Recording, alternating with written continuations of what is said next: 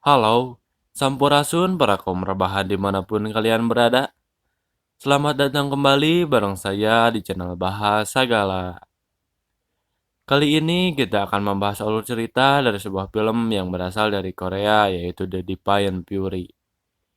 Di dalam film ini, full tidak ada adegan drama percintaan seperti film Korea lainnya.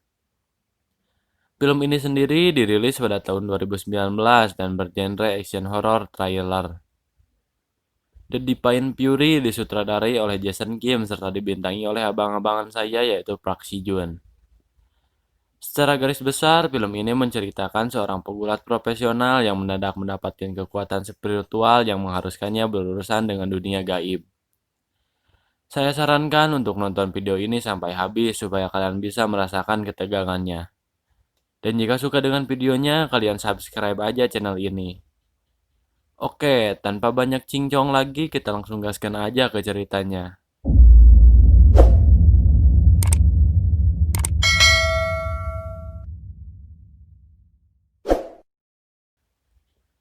Perkenalkan, ini adalah tokoh utama film ini yaitu Yong-Hoo.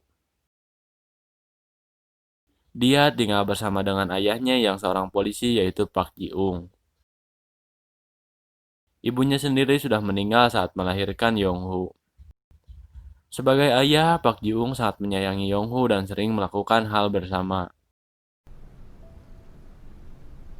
Noodles and a sweet and sour pork. Yes. Di suatu malam, dia meninggalkan Yong-Hoo untuk menjalankan tugasnya sebagai polisi. Ketika sedang berjaga, Park Ji-ung menemui pengemudi yang sangat aneh.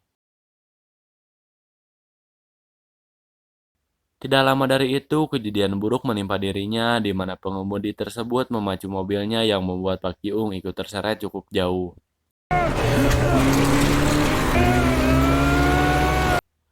Karena sudah tidak tahan lagi, akhirnya dia terpelanting ke jalan dan tidak sadarkan diri.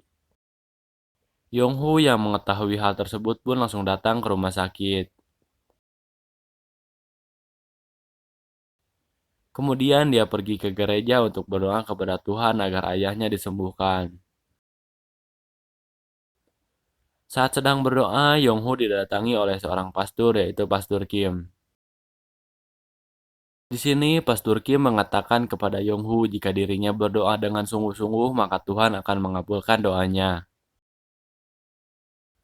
Mereka pun berdoa bersama-sama. Setelah selesai berdoa, Yong-Hoo langsung pulang dan tidur. Di tengah tidurnya, dia bermimpi didatangi oleh ayahnya. Ayahnya memberikan pesan-pesan terakhir kepada Yong-Hoo untuk selalu menjadi orang baik. Yong-Hoo pun terbangun dan langsung menangis.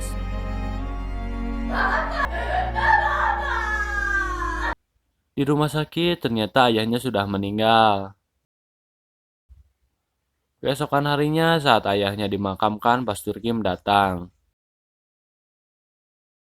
Yong-Hoo yang melihatnya langsung melemparkan patung salib kepada Pastor Kim karena merasa dibohongi.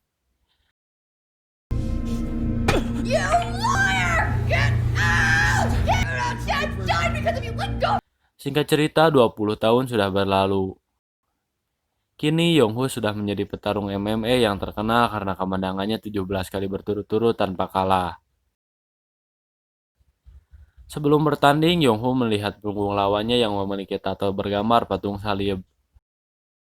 Dia pun dibisiki suara-suara dendam masa kecilnya atas kematian ayahnya.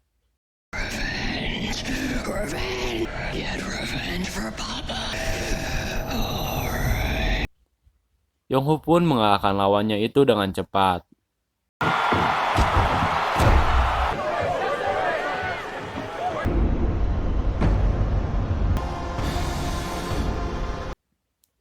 Di dalam pesawat, Yong-Hoo bermimpi bertemu dengan ayahnya yang mengajak ke suatu tempat. Papa? Ia melihat peti ayahnya yang terdapat patung salib di atasnya. Yong-Hoo mengambil patung salib itu dan akan melemparkannya. Tetapi patung salib tersebut tetap menempel di tangannya dan mengeluarkan sebuah api. Secara bersamaan, roh jahat yang ada di tubuhnya terlihat keluar. Yonghu pun terbangun dan melihat tangannya mendapatkan luka tusukan yang berbentuk salib. Keesokan harinya, Yonghu pergi ke rumah sakit untuk memeriksakan lukanya. Tetapi dokter mengatakan bahwa itu hanya luka biasa dan akan sembuh setelah diberi obat. We can refer you to a bigger hospital, much healthier than average. Karena kurang yakin, akhirnya Yonghu pergi ke seorang cenayang untuk memeriksakan lukanya tersebut. Setelah sampai, cenayang itu mengatakan bahwa banyak roh jahat di sekitar Yonghu. You're screwed. Tetapi di sisi lain, cenayang itu melihat sesuatu yang sangat bercahaya. Ternyata itu adalah cincin peninggalan ayahnya, Yonghu. Adegan berpindah ke dua orang yang sedang melakukan pengusiran roh jahat. God of Abraham, martyrs, God of priests. Mereka adalah Bapak An dan Pastor muda Choi. Ternyata roh jahat itu sangat kuat yang membuat mereka berdua kewalahan. Lord God of hosts, Spirit, through the Son. Situasi diperparah dengan kaburnya Pastor Choi setelah diserang secara fisik oleh orang tersebut.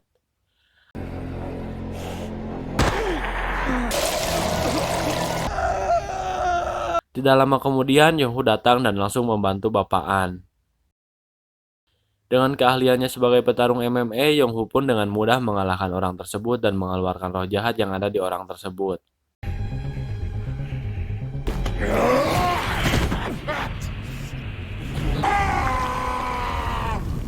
Melihat hal tersebut, Bapak An memberitahu Yonghu bahwa tangan itu adalah suatu berkat dari Tuhan. Their wounds. Kemudian Bapak An mendatangi apartemen Yonghu dan memberikan doa serta meninggalkan kalung salib sebagai perlindungan dari roh jahat. Di keesokan harinya, Yonghu menyadari keberadaan kalung tersebut di dalam kamarnya. Sedangkan di sini dia masih tidak percaya dengan keberadaan Tuhan. Akhirnya dia mencari keberadaan Bapak An untuk mengembalikan kalung tersebut. Bapak An sendiri adalah seorang pastor dari Vatikan yang ditugaskan untuk mengusir para roh jahat yang ada di Korea Selatan. Di sisi lain, Bapak An sedang menerima telepon dari uskup. Di sini diketahui bahwa dirinya sedang memburu ketua sekte ilmu hitam yang ada di Seoul. Shin berpindah ke sebuah klub malam. Klub malam tersebut adalah milik seorang pria yang bernama Jishin. Info aja guys, Jishin ini adalah ketua kelompok dari sekte sesat yang sedang diburu Bapak An. Di sini terlihat Jishin diancam oleh seseorang yang mau memerasnya.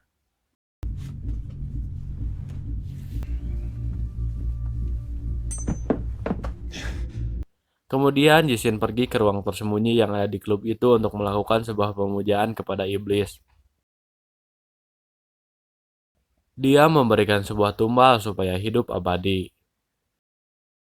Dan yang menjadi tumbalnya tersebut adalah pria yang mengancamnya tadi.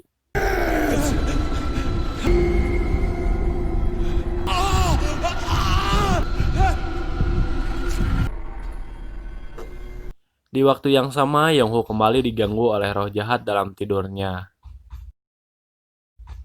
Keesokan harinya, Bapak An diberitahu bahwa ada seorang wanita yang kerasukan roh jahat dan memintanya untuk mengusir roh tersebut. Di sini Bapak An akan melakukannya sendiri karena partnernya yaitu Pastor Choi sudah mengundurkan diri sebagai relawan. Saat akan kembali ke apartemennya, Bapak An didatangi oleh Yonghu. Di sini Bapak An memberikan Yonghu sebuah benda yang diberkati Tuhan yang akan melindunginya dari gangguan roh jahat. Akhirnya Yonghu memberitahu Bapak An bahwa dirinya tidak mempercayai Tuhan karena kematian ayahnya saat dia kecil. Kemudian Bapak An memberikan pengertian kepada Yonghu bahwa Tuhan diibaratkan sebagai ayah yang sangat menyayangi anaknya. Rasa sakit dan penderitaan yang Yonghu alami selama ini pasti ada alasannya. Bapak An meminta Yonghu untuk percaya saja. You can't buy that with money. Kemudian mereka berdua pergi untuk mengusir roh jahat yang ada di seorang wanita. Di perjalanan mereka berbincang segala hal seperti seorang ayah dan anaknya. Yonghu merasa bahwa Bapak An seperti sosok ayahnya yang dulu. Singkat cerita, mereka sampai ke rumah wanita tersebut. Di sana mereka disambut oleh seorang ibu yang sangat ketakutan.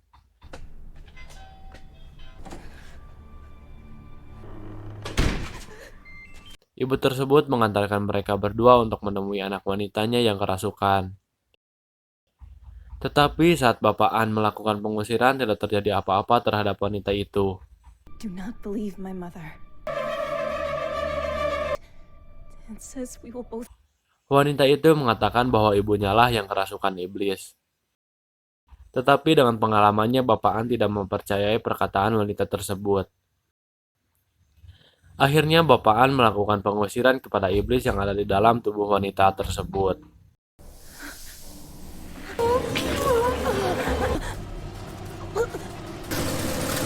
Iblis tersebut menyerang Bapak An dan menggoda pikiran Yonghu hingga memunculkan kembali dendam pada dirinya.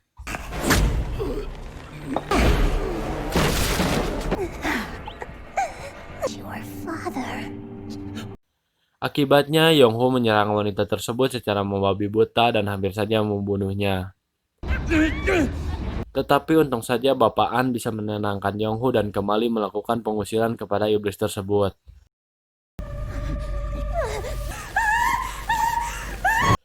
Singkat cerita, roh tersebut bisa dikeluarkan dari tubuh wanita itu. Di sisi lain, Jishin pergi ke sebuah panti asuhan dan memanipulasi seorang anak yang sering dibully oleh teman-temannya.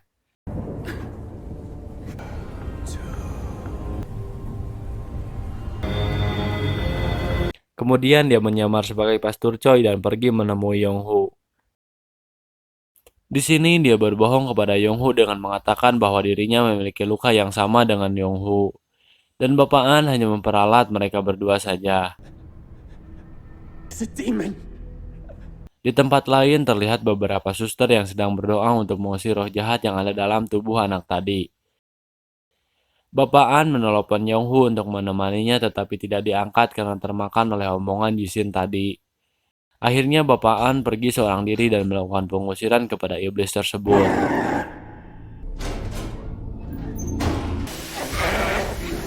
Ternyata iblis yang merasuki anak tersebut sangat banyak dan kuat. Himself commands you. He who Karena kelelahan, akhirnya Bapak An pun terkena serangan iblis tersebut dan terluka.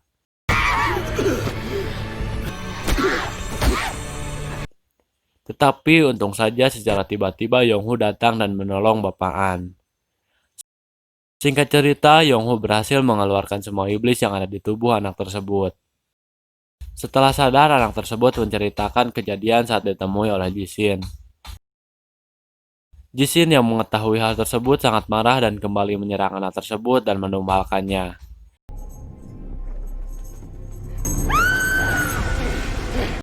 Bapak An dan Yonghu pergi ke rumah sakit untuk mengecek anak tersebut. Di sini Yonghu tiba-tiba melihat Jishin dan pergi mengejarnya.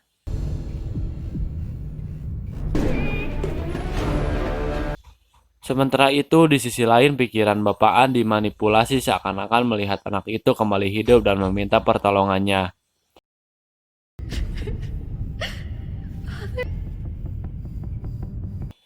Tetapi tiba-tiba Jishin datang dan langsung melukai Bapak An. Yonghu langsung membawa Bapak An ke rumahnya dan di sana sudah ada Pastor Choi yang membantu untuk mengobati Bapak An. Yonghu frustasi pergi ke gereja dan marah kepada Tuhan serta berdoa untuk menyelamatkan Bapak An. Why do you just sit? Do anything! Setelah berdoa, Yonghu pergi ke rumah wanita tadi untuk meminta alamat dari Jishin. Dan setelah mendapatkannya, Yonghu pun langsung bergegas pergi ke tempat tersebut. Sementara itu, Jishin dan anggota sektenya sedang melakukan ritual pemujaan terhadap iblis. Singkat cerita, Yonghu sampai ke tempat Jishin dan menghadapi para anak buahnya yang lumayan banyak.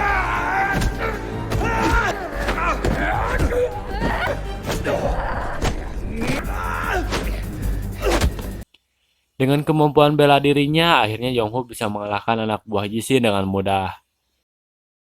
Di sisi lain, Jishin mengorbankan dirinya kepada iblis yang membuatnya menjadi monster yang sangat kuat dan menakutkan.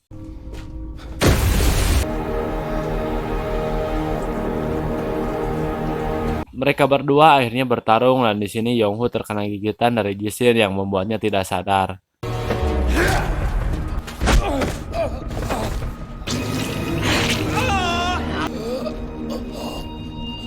Dalam ketidaksadarannya, Yonghu dihampiri ayahnya dan mengatakan bahwa dirinya akan selalu berada di sisi Yonghu. Dan kemudian memberikan sebuah kekuatan supranatural kepadanya.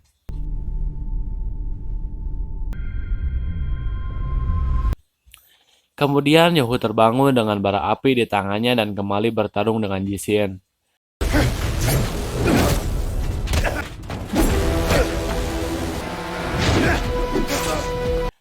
Akhirnya Jishin pun bisa dikalahkan dan tubuhnya dibawa oleh iblis ke dalam kolam tempat dirinya biasa menumbalkan orang lain. Di akhir film kita diperlihatkan dengan Yonghu yang kembali ke rumah bapaan dan ternyata dia sudah pulih kembali. Dan film pun berakhir. Bagaimana? Apakah kalian menyukai film tersebut? Secara keseluruhan, film ini sangat baik karena tidak seperti film Korea lainnya yang lebih banyak menampilkan adegan percintaan. Menurut IMDb sendiri, rating film ini adalah 6,2. Mohon maaf apabila dalam penyampaian film tersebut masih banyak kekurangan. Semoga di video selanjutnya saya bisa lebih baik lagi. Assalamualaikum warahmatullahi wabarakatuh.